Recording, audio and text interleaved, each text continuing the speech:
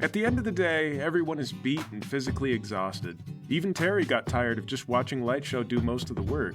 You all go home, and Kimon, you got a text from Danny asking you to call him. Okay, I knew this was coming. I'll go to Nicholas's place so I can talk with him later, but before I go in, I'll call Danny. Hello, Kimon? Hey, Danny. I take it you saw the news. Yeah.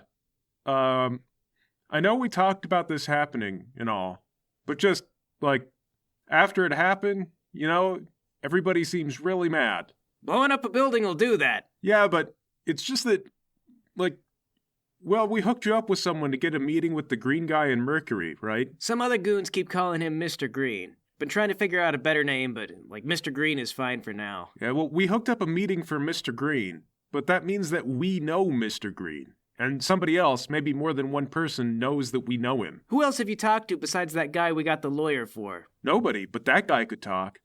He'd probably get out of prison time real easy if he said he could get the police to you. And that's actually an important point, Danny. With stuff like this, we gotta do a little carrot and stick. I'll straighten it out, work something out with Mercury. I got an appointment with him tomorrow. So that worked out? Well, I got the meeting at least, and I'll tell you how it went tomorrow night when I get the chance, so you won't have to worry that long. I'll bring you guys up to make sure we all know not to bring you guys up. Is that gonna be enough? The heat on this is really bad. Everyone's gonna tell you that what we did to Unstoppable HQ was a professional job. And I work with some professionals to do it, so they're gonna be right. If we tell people not to talk, there's a good chance they're gonna think it's an order coming from somebody really serious.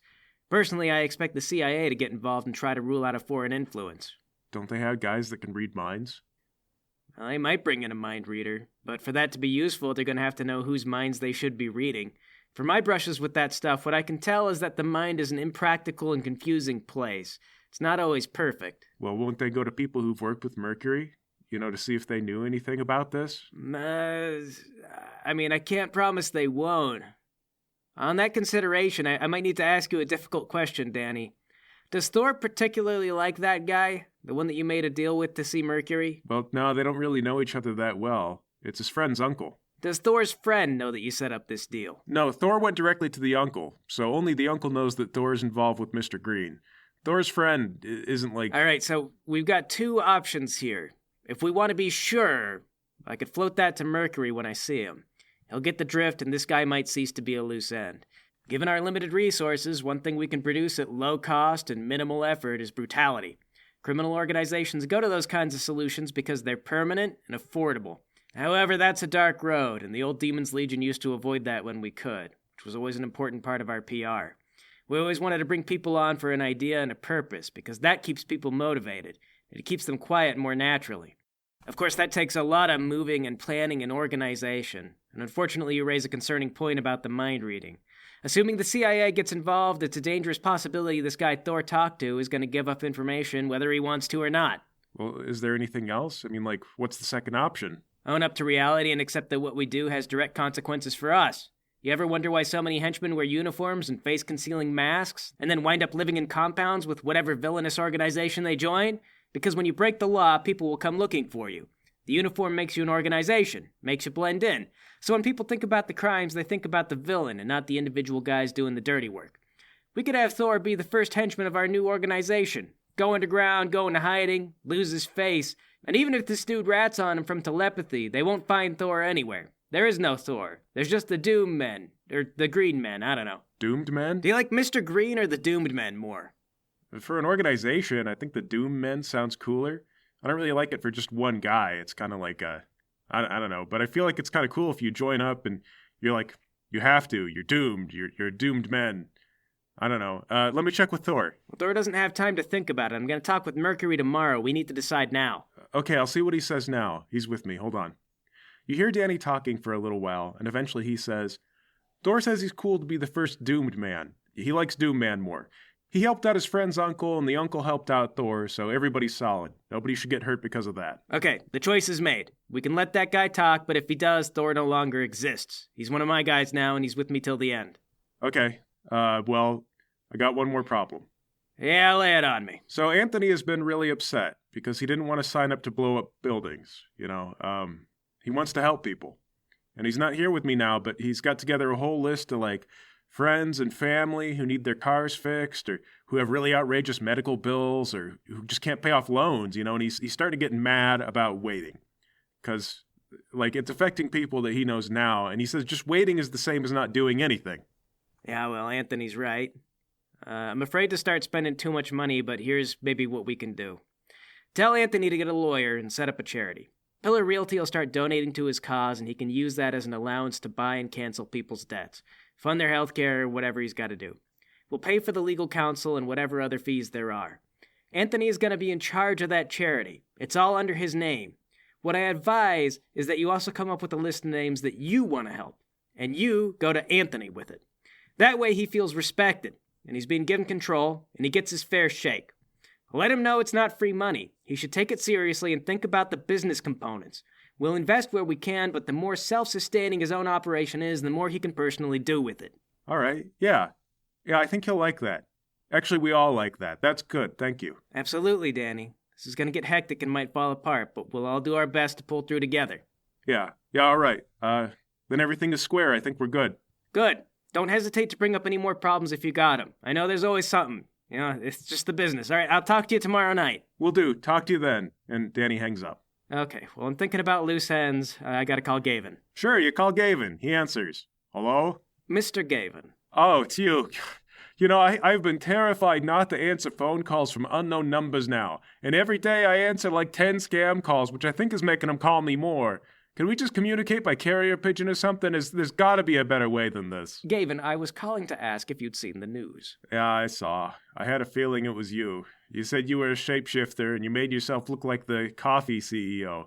Look, I haven't talked to anybody about anything. Really? In spite of the now enormous reward being offered for information leading to my capture? I don't know where you are. I'm managing your company, like you said, but I barely understand what's going on. I'm just signing off checks for shell companies, going to shell companies, going overseas, and then coming back. If I called the cops, the only thing that'd happen is I'd lose this job and maybe get arrested for signing a bunch of stuff that... I don't know if I'd even get arrested for signing that. I don't know what's going on. Well, I have something new I'd like for you to sign. We're going to begin offering money to a charity. A legitimate one, by the way. They help settle outstanding debts and other financial issues. I'm sure it'll wind up on my desk in the blur of other papers that I'm supposed to sign. I just wanted to let you be aware that if you know of anyone in need, we can fast-track an intervention and help them right away. I don't suppose you know of anyone with medical debt or an outstanding student loan. Yeah, I mean, I know people like that, yeah. Well, then I'm going to send you some cards for the charity. Hand those out to your friends in need, and they'll provide relief. You've been doing good work so far, Gavin. And while money and health insurance is one thing, being surrounded by happy friends and family is a much better gift. Are there any strings attached? Is there something I have to do, or that my friends will have to do? No strings whatsoever. This is an honest-to-goodness good deed. Okay. Well, I'll let them know, I guess. Good. Farewell. And I hang up. Honestly, a bit of a weak link there. Yes, here's some money. Please don't turn me in for, honestly, way more money than this. Gavin's a bit of a blind risk. Well, you've never threatened to kill him, but how's he to know that you're not gonna do it? As far as money goes, though, you're probably not gonna be able to outspend the U.S. government. Well, I guess that'll blow up if or whenever. For now, I'm gonna head up and meet with Nicholas. Nicholas invites you into the apartment. He's got your hostage video on the TV. He says, I've been rewatching the recording here, and you know what? I think I take issue with the lighting. We went for a 3-point lighting because we didn't want to be too scary, but I think we should have leaned into the horror lighting. The juxtaposition might have bent around and made it funny. It'd be less clear if we're trying to be scary or if the whole thing is a big ironic trick. I thought you'd be watching the news about the Unstoppable building. I watched for a little while, but they've said all they need to say. People get hooked on that stuff because of the mystery. You know, who did it? Why'd they do it? But I know who did it. The coffee video is a bigger deal for me. If I'm being honest, the coffee video feels like it didn't even matter. The motive for the video is totally overshadowed by the event that follows. Well, yeah, a huge act of destruction is going to be bigger news than some guy feeling disgruntled about the state of our society, or about a woman being dangled over coffee. They don't care why you did it, they just want to know if you can do it again and if someone is going to stop you. I had to watch a recording of Lowry's press brief. You know, it makes me so angry. He and his buddies lobby to make the whole economy easier to manage so they can lazily roll over and win at the game without putting in real work. They're never going to see real change out of Free's frame. The whole point is that he does what he does so he can stay lazy. Well, look, sometimes villainy is just about getting your licks in where you can. You got to see them react to everything firsthand, right? Flux freaked out about his mom, but I don't know if that by itself totally justifies the trouble. He's easy to freak out. I probably could have got a rile out of him by putting a live raccoon in his car. Why don't you? Put a raccoon in his car? Yeah. Well, Put a raccoon in that guy's car. I could put a raccoon in his car. We're at the point where you already kidnapped his mom, blew up a building, and kidnapped Kelvin McDonald. Flux is the enemy. He gets a raccoon in his car. I mean, the best part is I think he'd need my help to get rid of it. Put one in Freeze Frame's car, too. No, he'd suspect me right away. I think the thing with Flux is that he'd know it's kind of crazy to put a live animal somewhere it doesn't belong. So Flux wouldn't accuse me, because, why would I do it?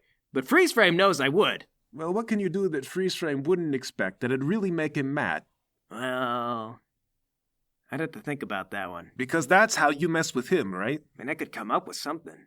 Other news and important tasks, I got the meeting with Mercury, so we need some game planning there just to feel comfortable. And also, you remember the carry-out crew? I remember you talking about them. They're kind of peripheral, aren't they? Yeah, well, one of those guys, Thor, he put his neck out for me to get in touch with someone in Mercury's gang. But they realized there's about to be a lot more government involvement, and the possibility of a telepath isn't that unlikely with stakes this severe. So Thor needs to go full henchman, in case this contact's mind gets read. Why not ice Thor's guy? Solves the problem. Well, partly it's not ethical. Paul, we're way past being ethical by now. I mean, practicality has to prevail. And partly, as I think on it, if we kill a guy who's connected to Mercury, it'll probably draw more attention. They'll wonder why we killed him and might start looking into who he knows, what's going on with him. If we're going to be paranoid about mind reading, we should remember to see the forest for the trees and understand that any move to block access to anybody could provoke suspicion and interest that wouldn't have been there before. Maybe they don't talk to this guy at all. He's not that important. Maybe they don't read his mind. Maybe he just falls off the radar quietly and goes away. A hit puts him on the radar, gets it investigated. It's a bad idea. Okay, all right.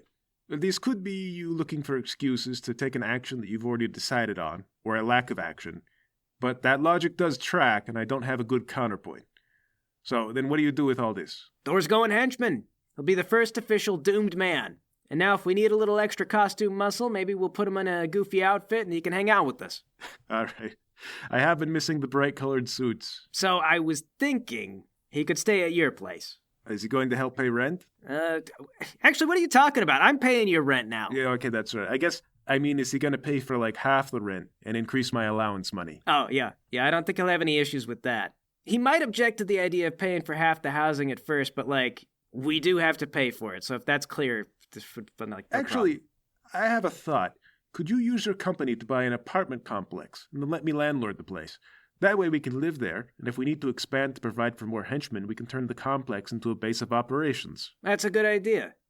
Actually, cut Thor in on this. The more skin these guys have in the game, the less we have to worry about them flipping on us for the cash reward. The government can offer money, but we can offer respect. It'll also help generate more disposable income. Yeah, but sure, I'm not opposed to rooming with a business partner. Send the guy over. All right, good. Good thoughts.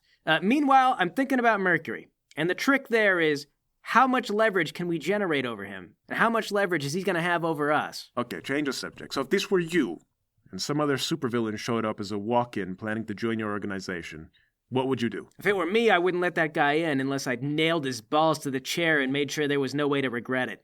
Villains have enormous egos, and if you can't tame that somehow, they do bite. So, he's going to need something on Mr. Green. What's he got? He may have looked into Thor already. If I were him, I would have. But we're moving Thor out of the picture. Thor maybe ought to be part of the conversation, just so that Mercury knows we moved him outside of the range of authorities, and not to get away from Mercury. If he knows you moved him, he'll probably ask to take Thor off your hands. That'd give him power over you because you show you care. We might just feign ignorance on Thor. Or say we killed him. Also try to change the subject to Mercury's amazing exploits. One thing we know about the guy is that he tends to be paranoid and overly cautious. Killing Rudy is probably the biggest thing he'll ever do, but he'll want to be praised for it and have his ego stroked. Thing is, though, destruction is easy. Anybody can destroy.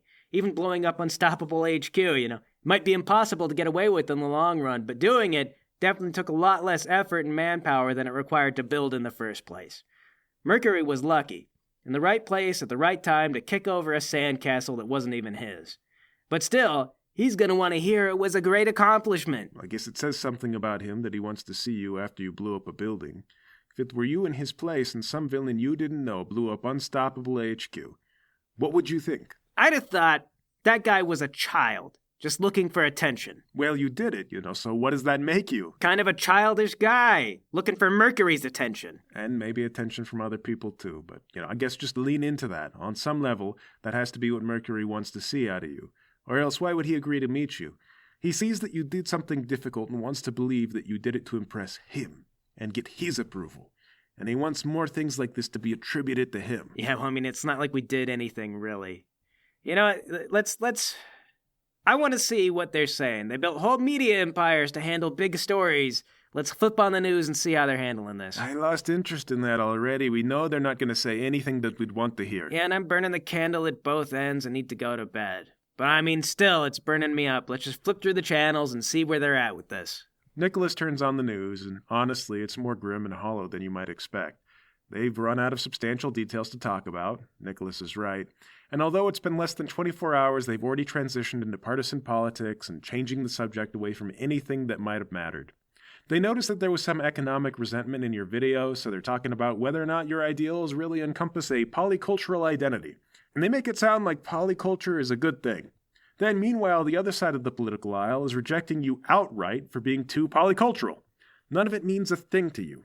And it probably doesn't mean anything to anybody, really. The big takeaway is that both sides agree that you're the bad guy, and while they blame each other for having not already stopped you or for allowing you to exist, they also know that you need to be punished. If you search through social media and the internet, it's all just sort of an echo of the same things, but with more conspiracy theories that completely lose the plot and don't seem to understand why any living human would do anything. I didn't put a lot of effort into the message. It wasn't really the point. It wouldn't matter. If you'd made a really good point, even if you'd never broken a law, they'd just change the subject, or they wouldn't hear it in the first place. If I knew a way that we could make a point that mattered, then I'd say we should be doing that instead. How people read this matters if we have any plans to do future recruiting, though. And people attracted to this are going to reflect the actions we've taken so far. We want people who like the old ways that we used to operate, the philanthropy and the chicanery. If we attract people that like that we blew up a building, then we'll build an organization that wants to blow up more buildings. Well, apparently we know for sure you won't attract anyone who's worried about being polycultural. Whatever. Let's just stay focused on what's in front of us. Meeting with Mercury tomorrow, and soon after, his head. Then we gotta think what we're gonna do after that. We gotta build something, Nicholas. That's the thing. Destroying is easy. Tearing down is easier than building. If I can't build something, then I'm just an angry little kid looking for attention.